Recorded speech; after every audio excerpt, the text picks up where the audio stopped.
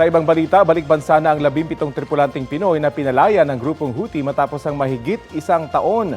Pansamantala silang mananatili sa Metro Manila para sa medical procedures bago sila ay hatid sa kani-kanilang probinsya. Balita hatid ni Jamie Santos. Matapos ang mahigit isang taon, nakabalik na sa bansa ang 17 seafarers na dinukot sa Yemen noong November 2023. Sinalubong sila kagabi sa NAIA Terminal 1 ng mga opisyal ng gobyerno. When the ceasefire happened in Gaza, immediately they talked to the Houthis, sent the plane to collect our seafarers and bring them to Muscat. And from Muscat, ang nag-take over yung ating embassy. They had, of course, their medical checkup and the review of their documents, and immediately we booked them for this flight. So now we are happy that they are here. This is a very important topic for our president. You will remember, in December 2023, he postponed or canceled his trip to the UAE for the COP because it was just weeks after this. And he gave orders to Secretary Kakdag, to us, work on it. We did. Sa larawan mula sa Department of Migrant Workers o DMW, mahigpit na yakap at halik ang salubong sa mga pinalaya ng tripulanteng Pinoy ng kanilang mga pamilya. Hindi na iniharap sa media ang mga seafarer bilang protocol at para makasama na nila ang kanilang mga pamilya. This is what this exercise is all about tonight. It's more about the families reuniting at nangyari na po yun, and we're giving them time to be together.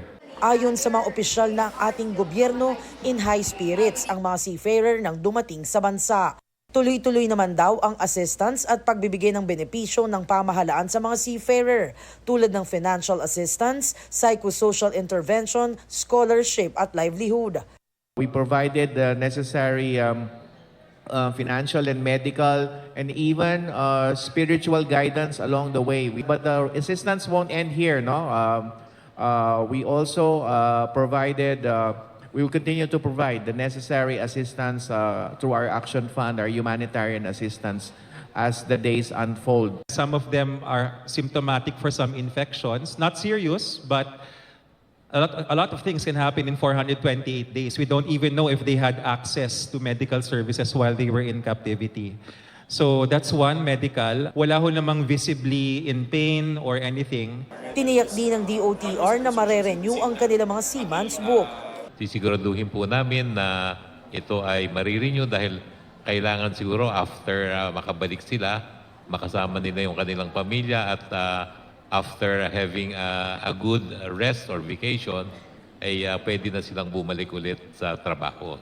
Mananatili raw muna rito sa Metro Manila ang mga seafarer para sa mga medical procedure. Pagkatapos nito, ihahatid na sila sa kani-kanilang probinsya. Sagot daw ito ng pamahalaan katuwang ang kanilang manning agencies. Una nang nagpasalamat si Pangulong Bongbong Marcos sa Sultan ng Oman at ang kanilang gobyerno na namagitan at nakipagnegosasyon para sa ligtas na pagpapalaya sa mga Pinoy. Jamie Santos, nagbabalita para sa GMA Integrated News. Ikinatuwa ng Amerika ang paglaya ng mga crew member ng MV Galaxy Leader na kinabibilangan nga po ng 17 Pilipino. Sa pahayag ng US State Department, nagpasalamat din sila sa Sultanate ng Oman para sa mga naging aksyon nito para makalaya ang mga tripulante. Kasabay nito, nanawagan naman sila sa grupong Houthi na itigil na ang anilay unlawful o labag sa batas ng mga pag-atake sa Red Sea at palayain ang lahat ng kanilang detainee. Ganito rin ang naging mensahe ng Japan. Sa pahayag ng Japanese Embassy, sinabing ipagpapatuloy rin daw nila ang diplomatic efforts para matigil ang mga pag-atake ng Houthi.